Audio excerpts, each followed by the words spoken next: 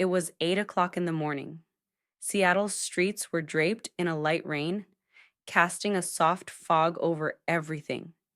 I sat in my car, watching the wipers sway back and forth, slow and steady. The towering building of Cartwright Industries stood exactly where it always did. But today, looking at it, I felt a strange tightness in my chest, like something unspoken, unknown, was waiting for me. Still, out of habit, I parked the car, grabbed my bag, and opened the door.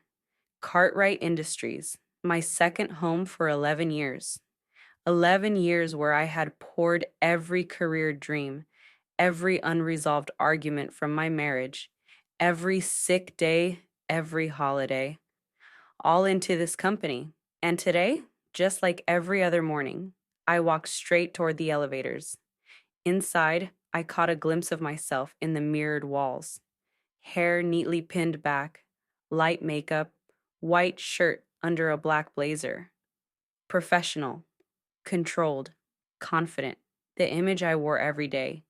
A layer everyone could see, the real things hidden underneath. Only I knew those. When I reached the fourth floor, something felt different. At the reception desk, Aileen averted her eyes. As I walked down the hallway, coworkers who usually smiled suddenly found urgent fascination in their files. My heart skipped a little faster, but my mind quickly brushed it off. You're overthinking, Sarah. It's just another day. Outside meeting room B, I took a deep breath, and without knocking, I walked in. Across the table sat Tyler Cartwright, founder's only son. Now, the new CEO. Tyler, raised with a silver spoon so deeply in his mouth he'd never tasted struggle a day in his life. He was half slouched in his chair, spinning an expensive looking pen between his fingers. Like this meeting was an annoying chore he couldn't wait to get over with. As soon as he saw me, he offered a smile colder than ice. Sit down, Sarah, he said. No greeting, no small talk, just those words. I pulled out a chair and sat down quietly. My palms were slick with sweat, but my face didn't show it, not even a flicker. Tyler slid a folder across the table toward me. Won't take more than 5 minutes, he said, like he was replacing a broken vacuum cleaner, not ending someone's career. He opened his own folder, glanced at it lazily, then finally looked up, meeting my eyes for the first time. And then he spoke. As part of our new restructuring, we're aiming to streamline operations. Unfortunately, your role no longer fits the direction we're moving in. Effective immediately, your employment is terminated. 3 sentences, not even 5 minutes. I listened. Every word hit me like a hammer to the chest, but outwardly, I stayed stone still. Tyler shifted his gaze back down to his papers, already acting like the conversation was over, like my presence was now just a formality to be dealt with. I straightened my back. Not a single word left my mouth. No protest, no plea, nothing. Just inside me, a crack spread deep and silent. If you have any questions, contact HR, he added, and without even looking at me. I let out a small sound, something like a thank you, not out of gratitude, not even out of courtesy, just to break the suffocating silence. The meeting was over. It didn't take me a second to realize I wasn't supposed to ask anything. Not why, not how, not even for dignity. My role, the one that had saved projects, secured investors' trust, and helped shape the company's reputation, was now reduced to a single word: non-essential. I quietly gathered my folder and walked out of the meeting room. The corridor looked the same. Same white-tiled floors, same framed motivational posters on the walls, same faint smell of coffee and warm paper. But everything felt different now. It wasn't my world anymore. I wasn't part of it. I was a stranger. When I reached my desk, I saw it clearly. No one came to say goodbye, just silence, just stolen glances that flickered toward me and quickly dropped away. Maybe out of shame, maybe out of fear, maybe because they all knew. Today me, tomorrow them. I started packing slowly. Every item on my desk held a memory. The small globe I bought the day of my first promotion, a framed picture of Bruno, my loyal dog who kept me company during the lonely early years of my career, and that book, Grit, whose pages had absorbed so many of my late night tears. Each little thing seemed to whisper, "Is it really over?" I didn't answer. I just smiled, a tired, broken smile. The cardboard box was ready. I picked it up. It was light, but the weight sitting on my chest was the heaviest thing I'd ever carried. As I walked, my eyes caught on the glass door of Tyler's office. Laughter drifted out. Light, carefree. Maybe he was already making a list of his next targets. For one fleeting second, I wanted to burst through that door. Shout. Demand that he look me in the eye and account for everything I had built, everything I had given. But I didn't, because I had learned something. Sometimes the loudest voice is the one you never raise. I tightened my grip on the box, lifted my chin, and walked straight out through the big glass doors of the building. The rain was still falling. Soft drops kissed my cheeks and eyelashes, but I didn't wipe them away, because I knew these weren't tears. They were raindrops soaking into the earth, preparing it for something new to grow. And right there, right then, I made a promise to myself. This isn't just the end of a job. This is the end of the Sarah Bennett who bowed her head and took it. Whatever grows next, I will choose what it becomes. When I had first stepped through the gleaming glass doors of Cartwright Industries 11 years ago, I had dreams. Small, honest dreams. That one day I would be counted among the most important people there. But today, as I walked out of those same doors, every one of those dreams lay shattered behind me, like a torn, forgotten photograph. The rain had picked up now. The drops didn't feel like soft pats anymore. They hit like tiny blows against my skin. I didn't look back, not even once as I walked to my car. No one called out. No footsteps followed. No, "I'm sorry." Nothing. I opened the door, slid into the seat, placed my hands on the steering wheel, and took a deep breath. The windshield was fogged over, blurring everything in front of me. Just like the blur in my eyes I refused to acknowledge, my hands were still trembling, with anger, with humiliation, but most of all, with a hollow, gnawing emptiness.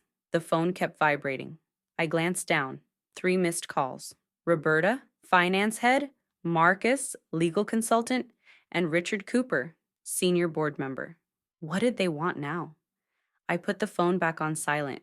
It wasn't my job to answer them anymore. This story was mine now, not theirs. As I drove home, every red light felt like a dare for my tears to finally fall. But I didn't let them. Not yet. The streets were slick with rain. And so were my memories. Every turn, every billboard, every stop sign brought pieces back. Tyler's smirk, his words, his cold dismissal, but there was no fear in them anymore, only a strange, steady calm. Like someone had finally unlocked a long, heavy chain from around my chest. When I got home, I opened the door, my wet shoes creaking against the floor. I set the cardboard box down on the kitchen counter, a small click, for an ending far bigger than the sound. I kicked off my shoes, hung my soaked coat on the rack, and collapsed onto the couch. The room was silent, only the ticking of the clock and the soft tap of rain against the window. I picked up my phone. Notification after notification lit up the screen.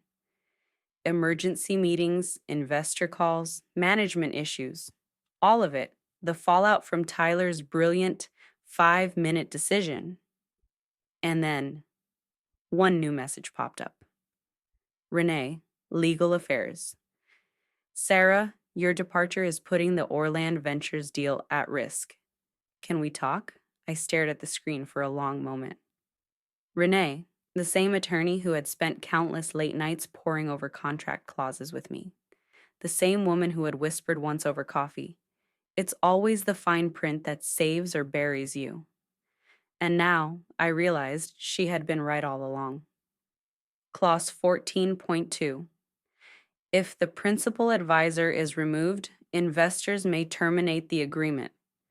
And today, Tyler, in all his arrogance and ignorance, had pulled out the foundation stone without even realizing it.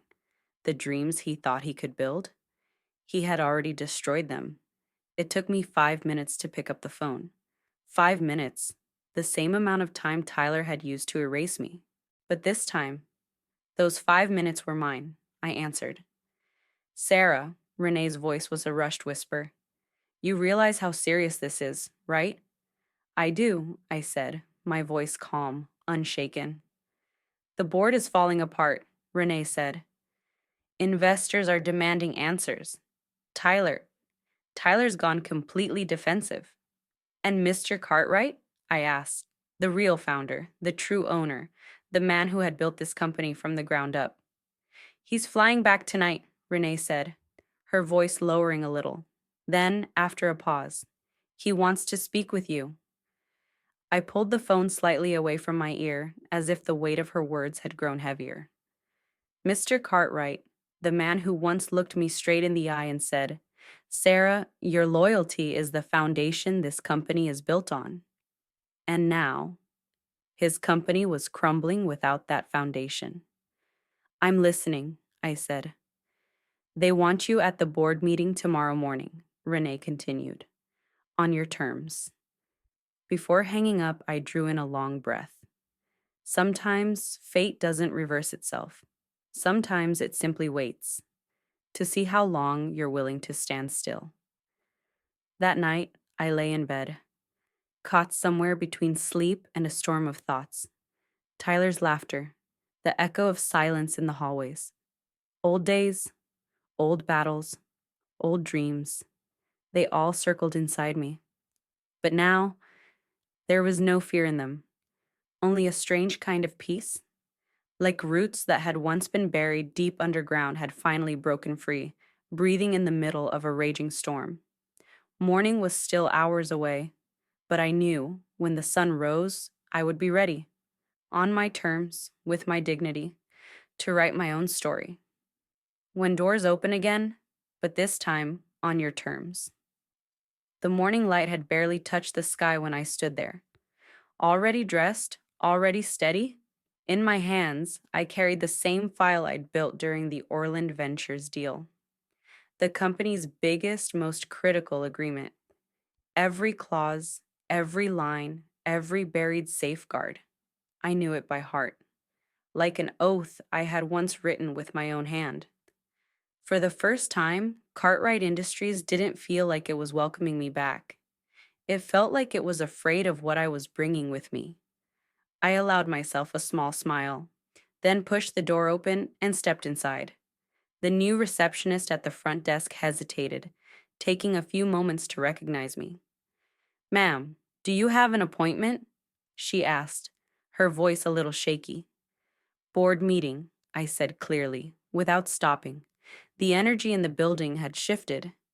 Where there had once been smiles and easy laughter, now there were whispers, nervous glances, panic, barely masked. It was like someone had shaken the entire office awake, forced it to finally see what it had been too comfortable to notice before. As I stepped into the elevator, I steadied myself. No fear, no anger, only a clear, unshakable resolve. When the doors opened onto the fourth floor, I saw several senior staff members standing in the corridor. All of their eyes turned toward me. Some held guilt. Others, raw fear. I didn't speak to anyone. I simply walked forward toward the boardroom, as if each step pressed deeper into the earth, and even the floor beneath me recognized my purpose now. At the heavy wooden door to the boardroom, I paused for just a second, took a deep breath, then pushed it open. The scene inside was exactly what I had imagined. A large, round table, board members seated all around it, and straight across from me, Mr. Cartwright himself, face stern but fair. But the most telling thing in the room was Tyler. His chair had been pushed off to the side. He sat there, small and stiff. The man who once strutted across the office, dripping with arrogance, now clung to his seat like it was the only thing keeping him upright. Mr. Cartwright looked at me and gave a slight nod. "Have a seat, Sarah." I nodded back, calm and measured, and made my way to the only empty chair at the end of the table. The tension in the room was thick, like every word was suspended in the air, waiting to fall. For the first time, no one offered a formal welcome. No one smirked like Tyler used to. There was no pretense left. Mr. Cartwright closed the folder in front of him, removed his glasses, and looked me straight in the eye. "Sarah," he said, "I realize now we made a grave mistake." His words landed squarely on my heart, but I showed no reaction. Because today I wasn't here to collect apologies. I was here to set my worth.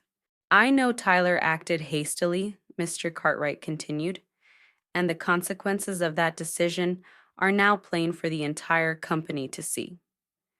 I caught small nods around the table, board members trying to save face by agreeing now. "Orland Ventures has given us a 48-hour ultimatum," Mr. Cartwright said. "Either we restore their confidence or they walk away." I asked carefully, "And what exactly is the key to restoring that confidence?" Mr. Cartwright was silent for a moment. Then he said quietly, "You." The room went still. Tyler's face turned a stark shade of white. He shifted as if to speak. But Mr. Cartwright cut him down with a single sharp glance. "Whatever terms you set," Mr. Cartwright said, his voice firm and unpolished, "we will abide by them." I opened my folder slowly. My eyes scanned over clause 14.2. Then I closed it again. I said, "I have 3 conditions." The entire room leaned in, listening. "First," I said, "I report directly to the founder, not to any CEO." Without hesitation, Mr. Cartwright nodded. "Agreed." "Second," I continued, "my team will be mine to build. I will decide who I work with and who I don't." There was a small ripple of unease around the table, but ultimately, every head nodded in acceptance. "And third," I said, steadying my voice even more, "Tyler Cartwright will not have any involvement, direct or indirect, in any deal or operational decision." The silence in the room deepened. Tyler shot up from his seat, trembling with anger. "This is outrageous. You're stealing my company." But Mr. Cartwright calmly held up a hand and said, "Tyler, be quiet." Tyler hissed under his breath but slumped back into his chair. Mr. Cartwright turned toward me. "We agree," he said simply. I nodded, without smiling. "Good," I said. "Then let's get back to work." The meeting ended there. But the real victory was unfolding inside me. The kind of victory that doesn't come with a crown or applause, but lights a fire deep in your soul. As I rose and walked toward the door, I felt every board member's eyes on me. But this time, they weren't staring in judgment. They were watching.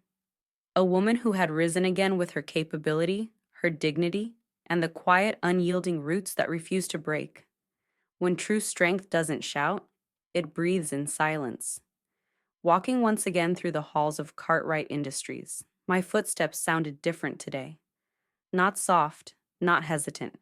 Every step carried years of anger buried deep, of swallowed humiliation, of a hunger to prove myself. But it wasn't rage anymore. It had transformed into a calm, powerful current, so deep and steady it didn't echo outside. It roared quietly from within. I headed straight to my old section, the place where my name had once mattered, where people came for advice, where coffee cups littered my desk, and my laughter used to ring through the halls. Now another woman sat in my old chair, and I saw it in her eyes, that same uncertainty I once carried. The moment she saw me, she jumped up, fumbling with files. "Ms. Bennett," she said quickly. I thought I raised a hand gently, stopping her. "Don't be scared. I'm not here to take your chair." She let out a shaky breath of relief, and I smiled warmly before moving on. I walked toward my new office, a space the company had prepared especially for me. Glass walls, elegant yet simple, just like I had always been. On the desk, a letterhead was already waiting. Chief Operating Consultant reporting directly to founder. And beneath it, Sarah Bennett. I ran my fingers lightly over my name, not with pride, not with revenge. Just a deep, peaceful satisfaction.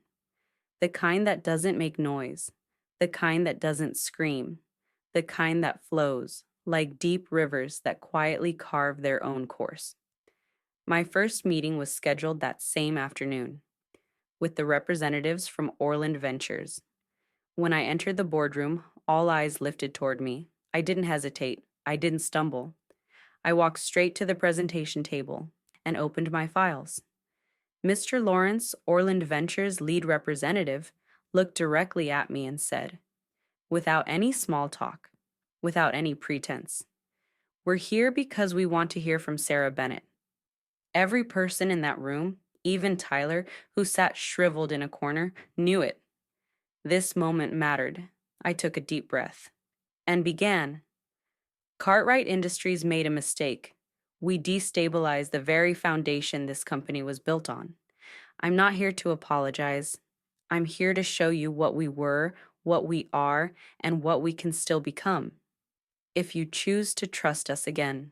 I presented the company's growth charts, laid out the historical records of the deals we had closed, and highlighted every milestone I had personally helped the company achieve. Every word was chosen carefully. Every sentence came from the heart.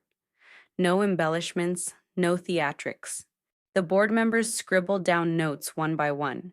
Mr. Lawrence nodded repeatedly, in full agreement. The atmosphere in the room had shifted. There was no longer tension, only a quiet trust beginning to take root. Finally, I said, "I can't promise we'll never make mistakes, but I can promise that as long as I'm here, we'll move forward with honesty and hard work, not with appearances." The room was silent. For a few long moments, only my voice hung in the air, and then even that dissolved into the stillness. Mr. Lawrence closed his folder and stood up, extending his hand toward me. "We will continue with the deal," he said. I shook his hand, a firm, steady grip, as if two truths were silently recognizing one another. Tyler slumped deeper into his chair, head bowed low. No arguments, no clever schemes, just defeat, pure and undeniable. As the meeting ended, Mr. Cartwright approached me himself. In his eyes, a pride I had never seen in any superior before. "You saved us, Sarah," he said. I gave a small smile. "No, sir," I said. "I saved myself." When old faces begin to fall, the energy in the corridors of Cartwright Industries had changed. Where once Tyler's sharp voice, his arrogant laughter, and his flashy meetings dominated, now there were only whispers. Every desk, every corridor, every coffee break. There was only one name now. Sarah Bennett. I glanced out the window from my office, down toward the lower floors. People spoke to each other in hushed tones, avoiding eye contact, as if secrets floated through the air. And the secret was clear. Tyler's downfall. After the success of the Orland Ventures deal, Mr. Cartwright initiated an internal audit. Every transaction, every file, every decision put under sharp, merciless scrutiny. Slowly but surely, the layers began to peel away. The first blow came when the finance department presented Tyler's personal expenses.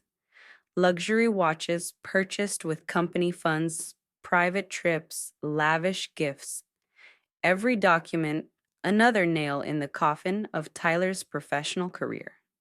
Then came the second report from HR. It detailed how Tyler had pressured senior staff into making unofficial hires, creating positions for friends, breaking rules as if they never existed. Board meetings were no longer one sided affairs. Where once heads had nodded along with every word Tyler said, now silence followed his every statement. Awkward, heavy, final. And then, one day, a simple email detonated like a bomb.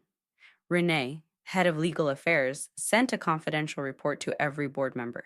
Subject: Conflict of interest and misuse of company funds, Tyler Cartwright. I read the email, then looked out the window. Rain was falling again, but this time it didn't feel like an ending. It felt like the start of something new. The next day, Tyler was summoned to a board meeting. When he entered the room, he walked differently. No swagger, no arrogance. He sat down, and for the first time, I saw the lines of panic etched across his face.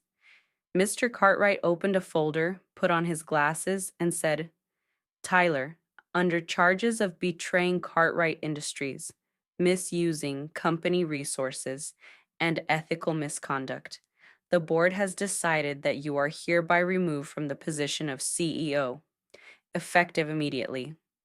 Tyler jumped to his feet, trying to shout, This is a setup. This is all Sarah Bennett's doing. But his voice fell into the void. No one stood up for him. No one spoke in his defense. I stayed seated, silent, still. Because true victory is felt most deeply when you no longer have to say a word. Tyler looked at me for a moment, a strange mixture of hatred, defeat, and regret flashing across his face. But I didn't look back.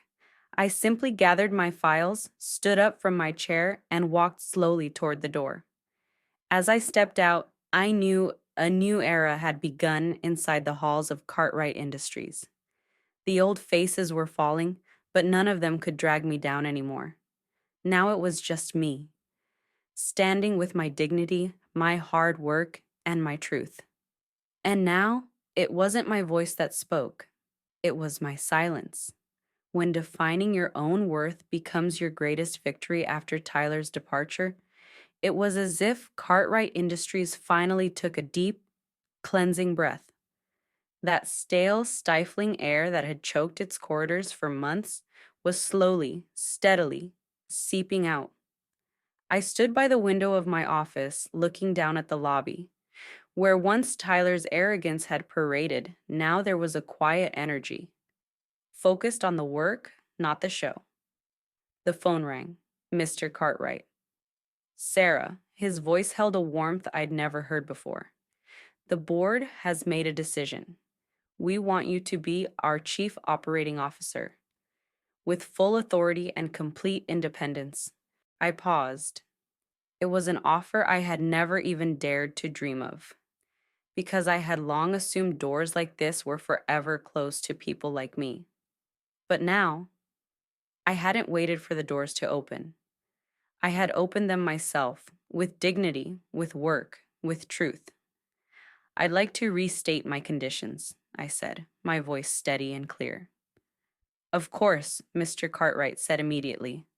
First condition, all decisions must be made independently. If I'm COO, no interference. Agreed. Second condition, company policy must prioritize workplace dignity and employee well-being. Agreed. And third, I added, allowing a small smile, I will not lose myself to this title. My identity won't be tied only to my role. It will remain tied to my respect. Sarah, Mr. Cartwright said, you've earned every bit of this, in your own way. After the call ended, I sat quietly at my desk. My old diary still rested there, the same one where I'd once mapped out dreams for this company, where I'd written goals and quietly rebuilt myself after every rejection. I opened a new page. At the top, I wrote, New beginning. No grand ceremony, no applause.